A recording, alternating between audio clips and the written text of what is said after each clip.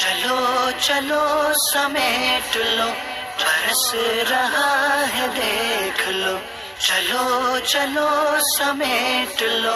برس رہا ہے دیکھ لو، یہ نور علم و عشق کا نہ خالی ہاتھ تم رہو۔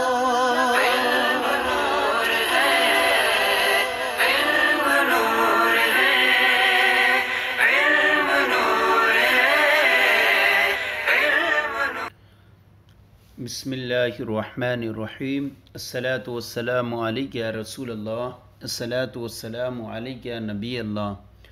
الصلاۃ والسلام علیک یا حبیب اللہ وعلی آلک و اصحابک نور اللہ صلی اللہ علیہ وسلم۔ آج ہم آپ کے سامنے علم النحو کا سبق نمبر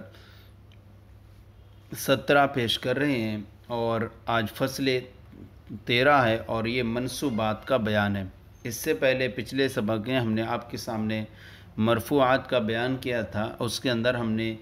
8 مرفوعات کا بیان تفصیل کے ساتھ ہم نے پڑھا تھا۔ آج کا جو سبق ہے اس کے اندر منصوبات کا بیان کریں گے کہ منصوبات کون کون ہیں اور کتنے ہیں اور ان پر کس پر کیا اعراب آتا ہے وغیرہ ساری صورتیں بیان کریں گے۔ تو منصوب فتح کسرہ الف یا ہے،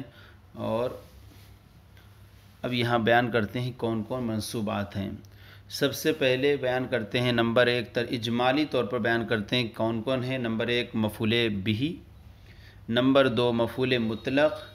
نمبر 3 مفعول لہ، نمبر 4 مفعول معہ، نمبر 5 مفعول فیہ، نمبر 6 حال، نمبر 9 تمییز، نمبر 8 انا اور اس کے اخوات کا اسم، نمبر 9 ما و لا کی خبر، نمبر 10 لا برائے نفی جنس کا اسم، نمبر 11 کانا کی خبر، نمبر 12 مستثنیٰ۔ یہ ساری 12 بیان ہیں جو منصوب ہوتے ہیں۔ ان میں سے ہر ایک کا تفصیلی بیان یہاں آپ پہ ایک سامنے بیان کریں گے اور ہمیں مزید وضاحت کریں گے کہ منصوب کون کون ہوتا ہے اور کیا سے ہوتا ہے۔ تو آئیے سب سے پہلے اس تفصیلی طور پر ہم مفعول بہ کا بیان حاصل کرتے ہیں۔ نمبر 1 مفعول بہ۔ مفعول بہ کسے کہتے ہیں؟ مفعول بہ وہ اسم ہے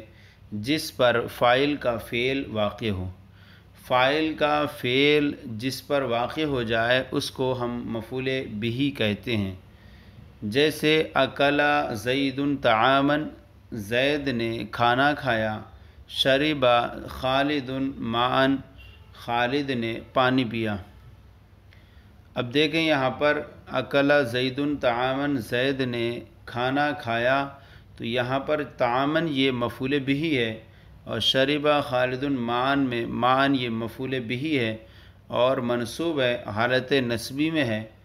اور مفرد منصرف صحیح ہے، اس لیے اس کا اعراب حالت نصبی میں فتح کے ساتھ ہوگا۔ آپ دیکھ رہے ہیں تعامن میں لاسٹ میں 2 فتح ہیں،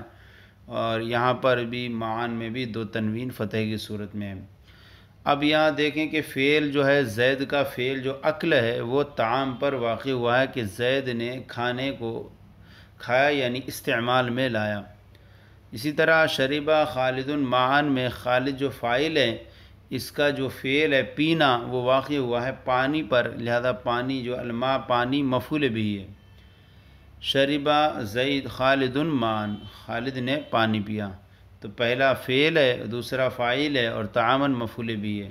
ترکیب اس کی اس طرح ہوگی: اکلا فعل ماضی معروف صیغہ واحد مذکر غائب، ہوا ضمیر،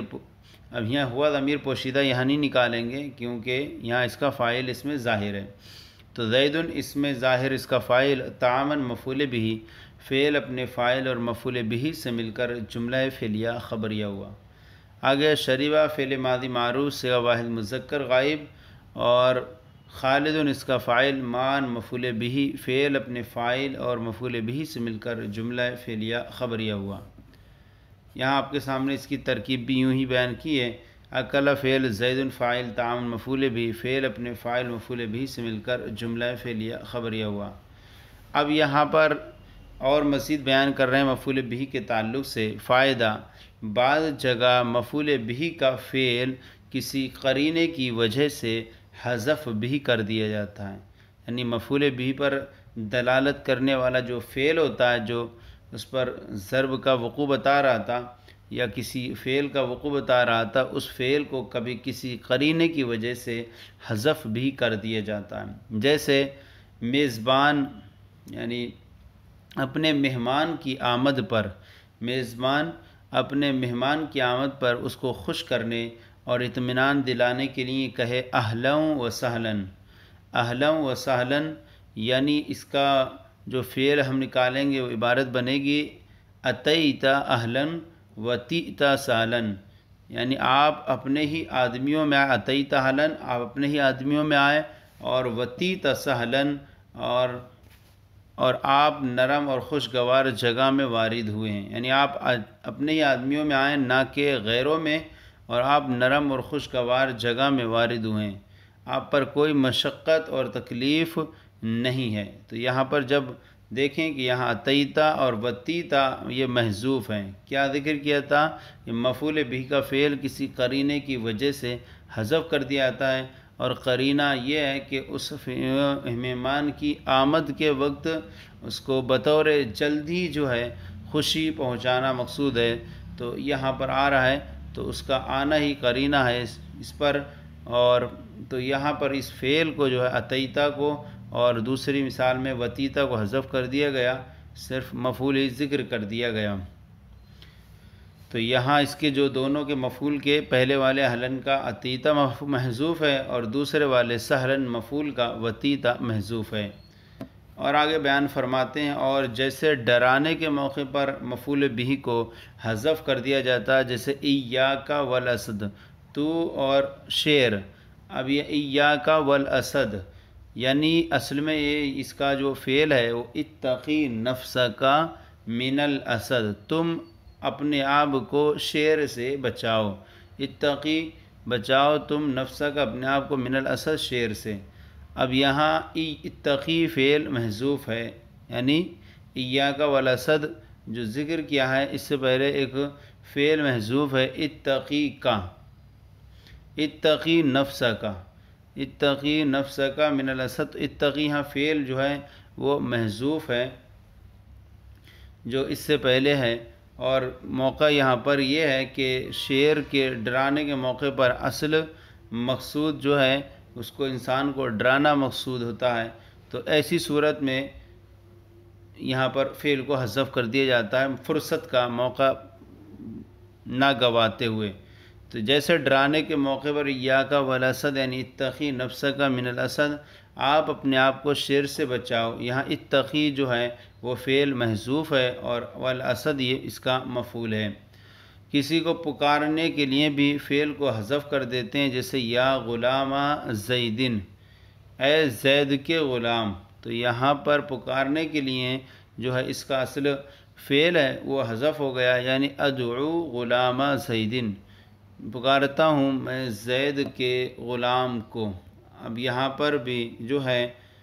دیکھیں کہ اصل میں یہ ادعو غلام زیدن تھا، جس کے فعل کو یہاں پر حذف کر دیا گیا ہے۔ یہاں ادعو محذوف ہے، اور یا جو ہے جو یا حرف ندا ہے، اور غلام زیدن منادہ ہے۔ یہاں غلام زیدن ذکر کیا ہے، اور اس کے بارے میں آپ کو وجہ بیان کر رہے ہیں کہ غلام زیدن کیوں آئے گا، حالانکہ منادہ جو ہوتا ہے وہ ضمے پر مبنی ہوتا ہے۔ تو بیان فرما رہے ہیں کہ یہاں ادو محذوف ہے اور یا جو ہے وہ حرف ندا ہے۔ اب فرماتے ہیں غلام زیدن یہ منادہ ہے، یہاں غلام زیدن پڑھیں اسی کے حساب سے کہ یا غلام زیدن، تو غلام زیدن منادہ ہے، یعنی جو حروف ندا 5 ہیں، یا ایا حیا ہے حمزہ مفتوحہ، اور جن پر یہ داخل ہوں گے اس کو منادہ کہیں گے۔ اب یہاں بیان فرماتے ہیں تنبیہ کہ ہر ایک منادہ جو ہے وہ ضمے پر مبنی نہیں ہوتا بلکہ اس کی خاص صورت ہوتی ہے۔ فرماتے ہیں تنبیہ منادہ اگر مضاف ہو تو منصوب ہوگا،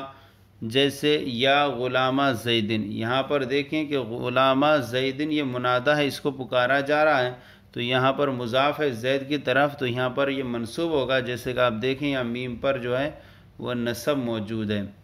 یا مشابہ مضاف ہو، یہاں مشابہ مضاف ہو تو وہاں پر بھی صورت میں بھی منادہ جو ہوگا وہ منصوب ہوگا، جیسے یا قارئن کتابن، اے پڑھنے والے کتاب کے۔ یہاں پر بھی دیکھیں قارئن یہ مشابہ مضاف ہے، تو ایسی صورت میں یہ بھی جو ہوگا وہ منصوب ہوگا۔ یا نکرہ غیر معینہ ہو، ایک نکرہ غیر معینہ ہو جس پر حرف ندا داخل ہو، تو ایسی صورت میں جو ہے وہ بھی جو ہے نکرہ غیر معین بھی حروف ندا کے داخل ہونے کے باوجود بھی وہ منصوب ہی رہے گا،